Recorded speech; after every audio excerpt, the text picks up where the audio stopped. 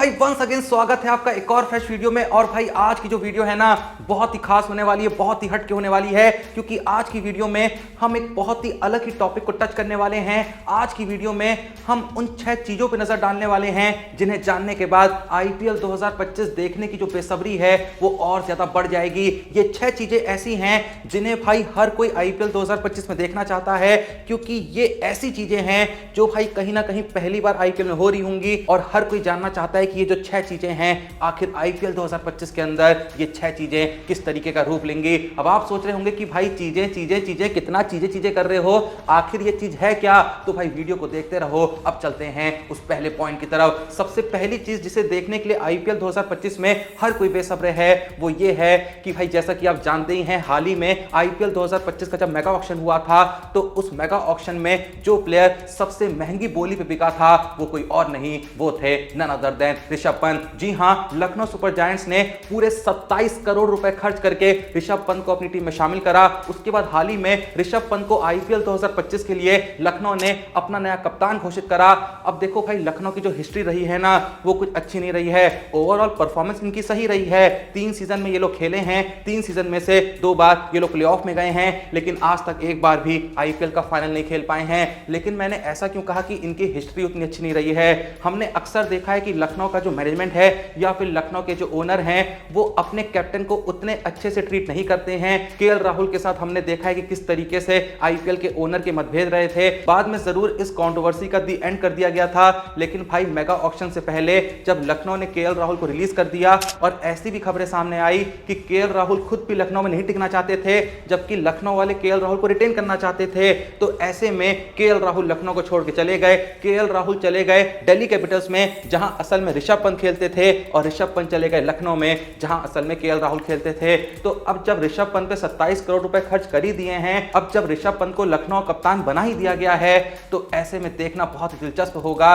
कि क्या ऋषभ पंत पहली बार लखनऊ को ट्रॉफी जिता पाएंगे? क्या उन पे वो जो 27 करोड़ रुपए खर्च हुए हैं, क्या वो एज अ प्लेयर और एज अ कैप्टन उस 27 करोड़ का एक एक पैसा लखनऊ को वसूल करवा भी पाएंगे या नहीं करवा पाएंगे? क्योंकि ऋषभ पंत की एज अ टी20 प्लेयर उतनी अच्छी इमेज नहीं है। हाँ, उन्होंने टी20 वर्ल्ड कप 2024 के अंदर कुछ ठीक ठाक पारियां जरूर खेली थी, लेकिन उसके बावजूद भी उनको कोई बहुत बड़ा हिटर आज के टाइम पे नहीं माना जाता है। हाँ, टेस्ट क्रिकेट में फिर भी उनकी इज्जत काफी बढ़ चुकी है, पर अब भी व्हाइट बॉल क्रिकेट के अंदर उन्होंने वो रिस्पेक्ट नहीं कमाई है जो उनको कमानी चाहिए। तो क्या वो आईपीएल 2025 में अपनी परफॉर्मेंस से और अपनी कैप्टनसी से ऐसा कुछ प्रूव कर पाएंगे कि आने वाले वक्त में वो इंडिया की टी20 टीम का एक इंपॉर्टेंट हिस्सा बन पाएंगे? वैसे हिस्सा बनने की जरूरत नहीं है, क्योंकि ओडीआई में उनको जगह मिली रही है, टेस्ट का वो एक परमानेंट पार्ट है। लेकिन इंपॉर्टेंट बात तो बस यहां पे ये है कि 27 करोड़ की रकम भाई बहुत बड़ी रकम है, सबसे महंगे खिलाड़ी हैं आईपीएल इतिहास के। तो क्या वो इस रकम का एक एक पैसा, क्या इस रकम की एक एक पाई ऋषभ पंत आईपीएल 2025 में लखनऊ सुपर जायंट्स को वसूल करवा भी पाएंगे? या फिर क्या आईपीएल 2025 के अंत होने पे लखनऊ सुपर जायंट्स को ऐसा लगेगा कि यार हमने ऋषभ पंत पे इतनी बड़ी रकम खर्च करके एक बहुत बड़ी बेवकूफी कर दी? आप लोग का इस बारे में क्या सोचना है कमेंट सेक्शन में जरूर बताइएगा। अब चलें अगर अपने दूसरे पॉइंट की तरफ, तो इसी मेगा ऑक्शन में जो प्लेयर दूसरे नंबर पे सबसे महंगे बिके थे वो थे none other than Shreyas Iyer. जी हां, पंजाब ने उनको 26.75 करोड़ में खरीदा था। तो क्या अय्यर भी आईपीएल 2025 में इस बड़ी रकम की एक एक पाई वसूल करवा पाएंगे? देखो फिलहाल तो अय्यर का टाइम गजब का चल रहा है, कमाल के फॉर्म में चल रहे हैं, और पिछले 1 साल में डोमेस्टिक क्रिकेट से लेकर इंटरनेशनल क्रिकेट तक जहां भी खेले हैं जीत के आए हैं। चाहे फिर वो सैयद मुश्ताक अली ट्रॉफी हो, चाहे फिर वो ईरानी कप हो, चाहे फिर वो रणजी ट्रॉफी हो, या चाहे फिर वो चैंपियंस ट्रॉफी 2025 हो, या फिर चाहे वो आईपीएल 2024 हो जहां उन्होंने केकेआर की कैप्टनसी करी थी। लेकिन उन्होंने हाल ही में बयान दे दिया था कि केकेआर को ट्रॉफी जितवाने के बाद एज अ कैप्टन उनको वो इज्जत नहीं मिली थी, वो रिकॉग्निशन नहीं मिला था जो उस समय मिलना चाहिए था, तो इसीलिए उन्होंने केकेआर को छोड़ दिया। जबकि केकेआर वाले भी अय्यर को रिटेन करना ही चाहते थे। क्यों नहीं रिटेन करेंगे भाई? बंदा पिछला सीजन अपनी कैप्टनसी में जिता के आया है, भले ही पूरा क्रेडिट जो था गौतम गंभीर की मेंटरशिप कोचिंग को दे दिया गया था, लेकिन उसके बावजूद भी फिलहाल सच यही है कि अय्यर जो है वो केकेआर का पार्ट नहीं है। अय्यर जा चुके हैं पंजाब में। तो क्या अय्यर अपनी कैप्टनसी में ऐसा कुछ कमाल कर पाएंगे कि वो पंजाब को पहली बार आईपीएल की ट्रॉफी जितवा पाएंगे? भाई पंजाब जो है आईपीएल के शुरुआत से है, लेकिन आज भी वो आरसीबी की तरह, दिल्ली की तरह एक भी ट्रॉफी नहीं जीत पाई है। तो ऐसे में क्या अय्यर भाई एज अ प्लेयर और एज अ कैप्टन कुछ ऐसा जादू, कुछ ऐसा कमाल करेंगे कि पंजाब को वो उनकी पहली नई ट्रॉफी दिलाएंगे। आपको क्या लगता है कमेंट सेक्शन में जरूर बताइएगा। अभी तो हमने सिर्फ 2 पॉइंट्स की बात करी है, जब मैं आपको बचे हुए 4 पॉइंट्स बताऊंगा ना, तो भाई आईपीएल 2025 को देखने की जो बेसब्री है, जो तड़प है, वो और ज्यादा बढ़ जाएगी। आप कहेंगे भाई कल के कल आईपीएल को शुरू करो। पर वो देखने से पहले भाई क्या तुमने कभी सोचा कि दुनिया जो है वो कहां से कहां आ चुकी है, लेकिन आज भी हम एक ढंग की साइड इनकम नहीं बना पा रहे हैं। और ये जो दिक्कत है ना भाई, ये कुछ लोगों की नहीं, ये दिक्कत बहुत लोगों की है। इसीलिए मैं आपको बताना चाहता हूं बिनोमो प्लेटफॉर्म के बारे में, जहां से आप एक अच्छी खासी साइड इनकम जनरेट कर सकते हो, वो भी बिना किसी दिक्कत के, क्योंकि यहां पे एक प्रॉपर गाइडलाइन होती है आपको हेल्प करने के लिए। देखो सबसे पहले समझो कि बिनोमो है क्या। बिनोमो एक ट्रेडिंग प्लेटफॉर्म है जो आपको मिनिमम 500 की डिपॉजिट पे 90% तक का प्रॉफिट जनरेट करके देता है। लेकिन हाँ, आपको ट्रेड की समझ होनी चाहिए। वैसे मिनिमम डिपॉजिट 500 का है, लेकिन मैं आपको सजेस्ट करूंगा कि 2000 तक डिपॉजिट करें, ताकि आपको और बेहतर रिटर्न्स मिल सकें। जैसे कि आपको ये ग्राफ दिख रहा है, इसकी अप एंड डाउन मूवमेंट से ट्रेड सेट करके मैंने करा है। इस बिनोमो से ट्रेड करने के ना भाई कई सारे फायदे हैं, कई सारे बेनिफिट्स हैं, लेकिन फिलहाल मैं आपको 2 बताता हूं। पहला है मल्टी विंडोज फीचर, जिसमें तुम अपना ट्रेड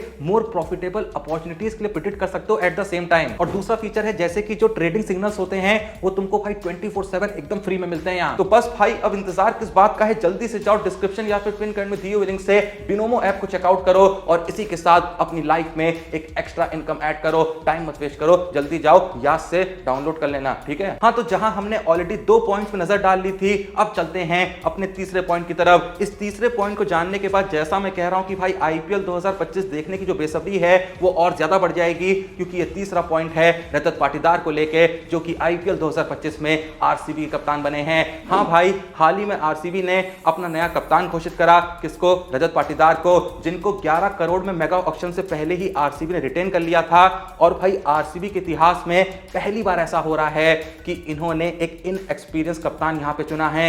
हाँ, पाटीदार ने थोड़ी बहुत भाई डोमेस्टिक क्रिकेट में कैप्टनसी करी है, लेकिन अगर आप आरसीबी के सारे प्रीवियस कैप्टन देखें तो भाई राहुल द्रविड़ एक वक्त पे कप्तान थे, उसके बाद कुंबले थे, फिर विटोरी रहे, फिर लंबे वक्त तक विराट कोहली रहे, और पिछले 3 सीजन से Faf du Plessis RCB captaincy कर रहे थे। ये सारे ही जो नाम हैं ये एक्सपीरियंस प्लेयर्स के हैं। इन सभी को कैप्टनसी का अनुभव था, सब ने हर जगह बड़े बड़े लेवल पे कैप्टनसी करी थी। लेकिन रजत पाटीदार पहले ऐसे कप्तान बने आरसीबी के जिन्होंने इंटरनेशनल क्रिकेट ना के बराबर खेला है, जिन्होंने डोमेस्टिक क्रिकेट में भी ना के बराबर कैप्टनसी करी है। हाल ही में उन्होंने डोमेस्टिक क्रिकेट के एक टूर्नामेंट में कैप्टनसी जरूर करी, वहां वो अपनी टीम को फाइनल में लेके भी गए। इसी वजह से उनको आरसीबी ने अपना नया कप्तान बनाया।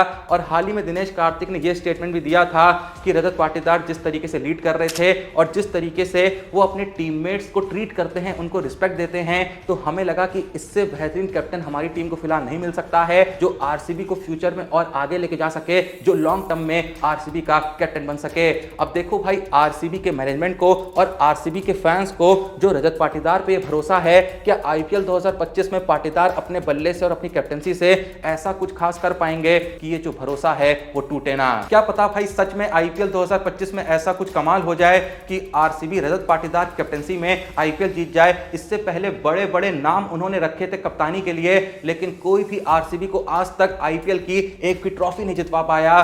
क्या ये जो सूखा है, इस सूखे को पाटीदार खत्म कर पाएंगे? जब आईपीएल शुरू होगी तब पता चलेगा, और भाई जब पता चलेगा ना, मजा ही आ जाएगा। अब अगर चलें अपने उस चौथे पॉइंट की तरफ भाई, जिसकी वजह से आईपीएल 2025 को देखने की जो बेसब्री है वो बढ़े ही जा रही है, और वो चौथा पॉइंट है ऋतुराज गायकवाड़। देखो, भले ही पिछले सीजन में चेन्नई ने धोनी की जगह गायकवाड़ को कप्तान बना दिया था, चेन्नई ने क्या धोनी नहीं बनाया था, क्योंकि चेन्नई में जो भी होता है वो धोनी के इशारों पर ही होता है। धोनी ने कहा कि भाई मेरे जाने का वक्त आ रहा है, तो ऐसे में चेन्नई के फ्यूचर को सिक्योर करना है, तो क्यों ना गायकवाड़ को कप्तान बनाए, जो आने वाले लंबे वक्त तक चेन्नई की कप्तानी कर सकें। लेकिन अगर गायकवाड़ का कैप्टनसी रिकॉर्ड देखें तो डोमेस्टिक क्रिकेट में उन्होंने अच्छा खासा खुद को कैप्टनसी इंप्रूव करा है, पर अगर आईपीएल में उनकी कैप्टनसी देखें तो पिछले सीजन में उन्होंने चेन्नई कैप्टनसी जरूर करी थी, एक एवरेज कैप्टनसी मैं कहूंगा, क्योंकि चेन्नई प्लेऑफ में तक नहीं पहुंची थी। वो चेन्नई जो भाई 90% ऑफ द टाइम प्लेऑफ में जाती है, और प्लेऑफ में जाती है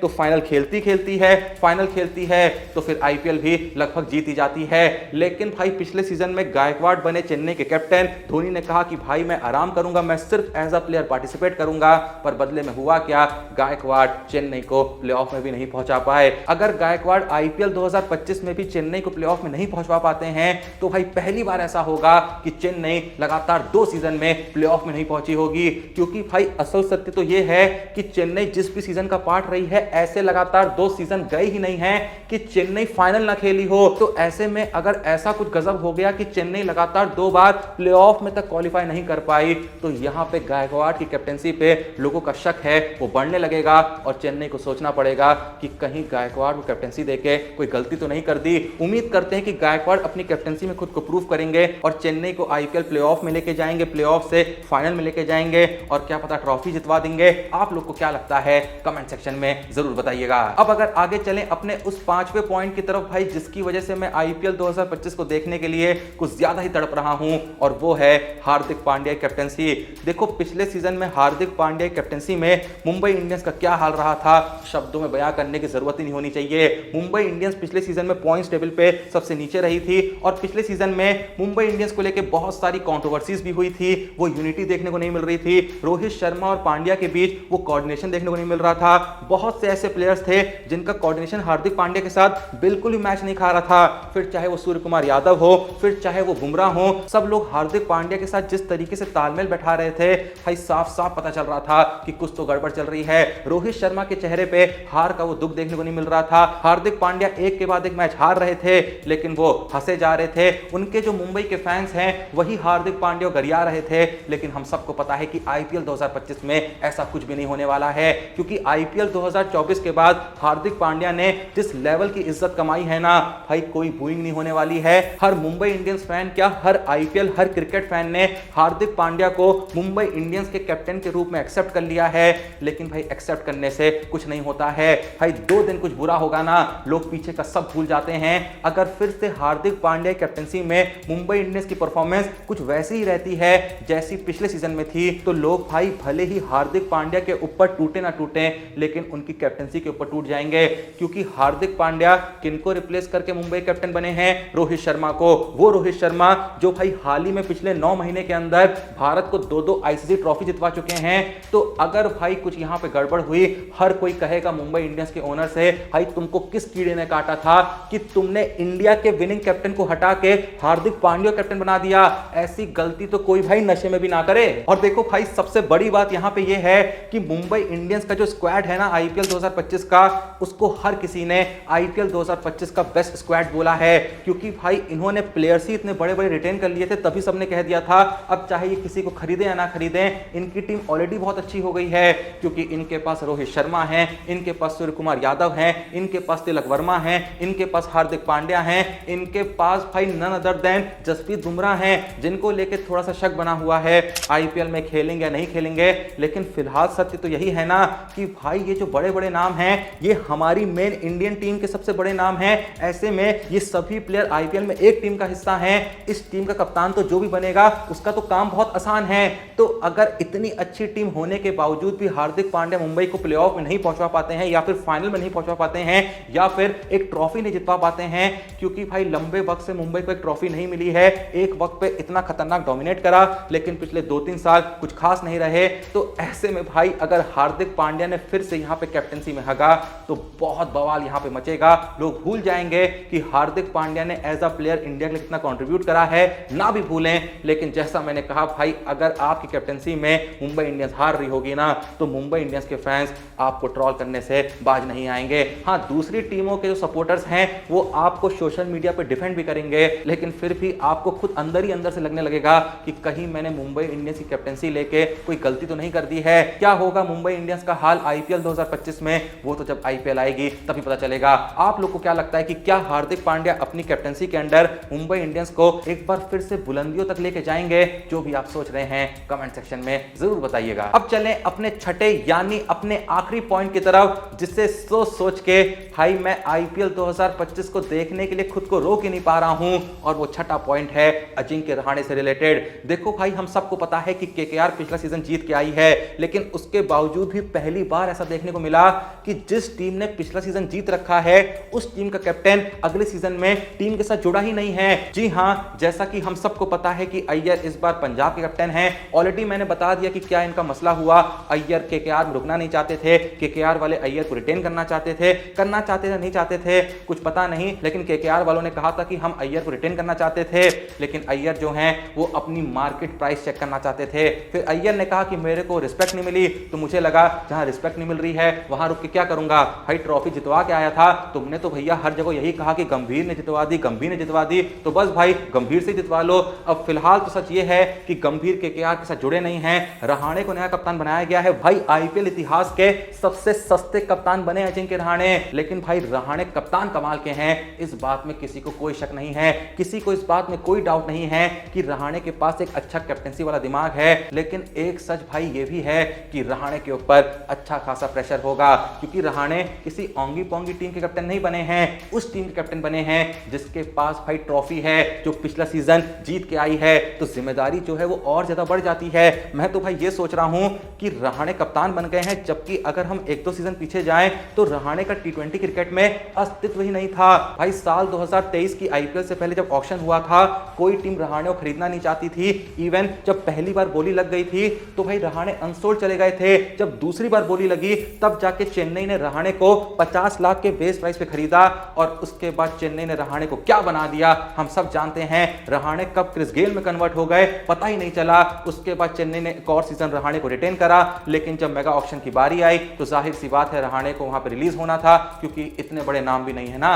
तो चेन्नई ने रहाणे को रिलीज करा, लेकिन केकेआर ने कहा कि चेन्नई वालों थैंक यू, आपने रहाणे को बहुत ही बड़ा प्लेयर बना दिया है, अब रहाणे को हम अपनी टीम में शामिल करेंगे। और शामिल करना बनता भी था भाई। हाल ही में जब सैयद मुश्ताक अली ट्रॉफी हुई, रहाणे वहां सबसे ज्यादा रन मार के आए थे, हाईएस्ट रन गेटर थे एक टी20 फॉर्मेट की डोमेस्टिक टूर्नामेंट में, जहां लगभग हर बड़ा नाम खेल रहा था। अय्यर तक भाई वहां पार्टिसिपेट कर रहे थे, लेकिन रहाणे उनसे भी ज्यादा रन मार के आए थे और उनसे भी ज्यादा स्ट्राइक रेट के साथ मार के आए थे। तो ऐसे में भाई रहाणे की बैटिंग को लेकर उतना शक नहीं था, पर भाई यहां पे सवाल बैटिंग का नहीं है ना, यहां पे सवाल है कैप्टेंसी का। अब क्या रहाणे आईपीएल 2025 में केकेआर की लेगेसी को कंटिन्यू रख पाएंगे, या फिर केकेआर को लगेगा कि यार अय्यर को वो डिजर्विंग रिस्पेक्ट देनी चाहिए थी, क्योंकि अगर आज अय्यर केकेआर के साथ जुड़े होते तो बात अलग ही होती। कमाल का फॉर्म चल रहा है भाई, इतना बड़ा प्लेयर आपके पास होता, आपके पास एक फैन फॉलोइंग भी होती। अय्यर के जाने से आपने एक अच्छा प्लेयर, एक अच्छा कप्तान तो खो ही दिया, लेकिन साथ में आपने अच्छे खासे